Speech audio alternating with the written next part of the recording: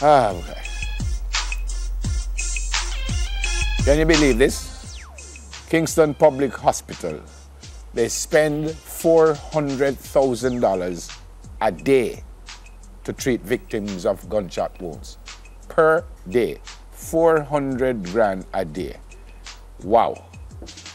28 murders per week average. 672 killings up to June 17. But the KPH alone is spending 400,000. So in a presentation that left members of a select committee of parliament stunned, Dr. Ann Jackson Gibson and, what is this? Anesthetist. There you go. Revealed yesterday that it cost the country about $80 million to treat victims of gun violence since the start of the year. Absolutely. Whoa. No, sir. 2014, it cost taxpayers $3.68 billion to provide direct medical care to victims of violence at 22 hospitals. How are we going with that? That's just absolutely crazy. What that? Especially in a country where we're saying so more money needs to be pumped into healthcare. We really can't be spending that kind of money in the health sector for something where we can avoid. Yep. This is not something where you say, boy, I may get sick and I couldn't help it. This is something that we're inflicting on ourselves. Yep. She That's said, absolutely crazy. You know what she said? Patients who have been waiting to have elective surgery can't do it. They've had to give way to emergencies occasioned by violent incidents. An elective surgery just means it's not what you say, do or die situation. You can wait for a while, but you probably will need it sooner than later. Yeah. Wow. I don't know. Crazy. People. You see this one, you know? We need for stop. Philando Castile. You saw that video? I saw just a part of it because I couldn't watch all of it. It's the craziest thing I've ever seen.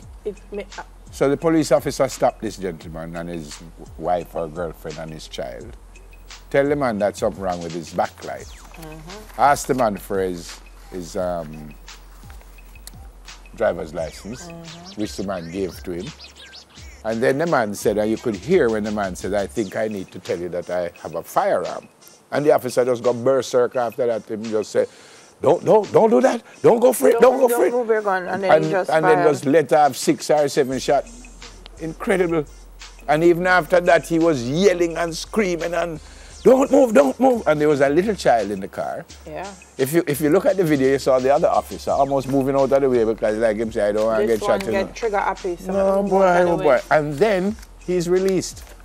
Yeah. He's acquitted. Even after the police force throw him out of the force.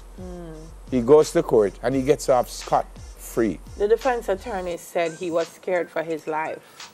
Wow. He was just justified in shooting. Scared for his life when the man clearly said, officer, I need to tell you that I have a firearm. The man never pulled nothing. 5 times. Boy.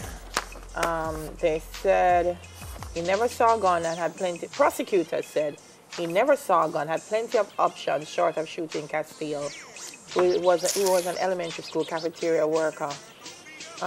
Incredible. You know, and people talk about putting it on social media.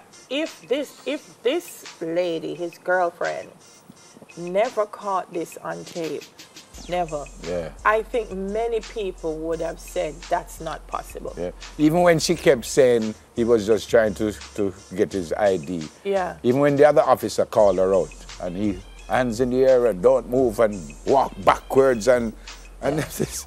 Why? I don't know how scared they could be that someone is going to hurt them. If she never caught it on tape and somebody said to you, you know, it probably would have been, oh, he was armed. Yep.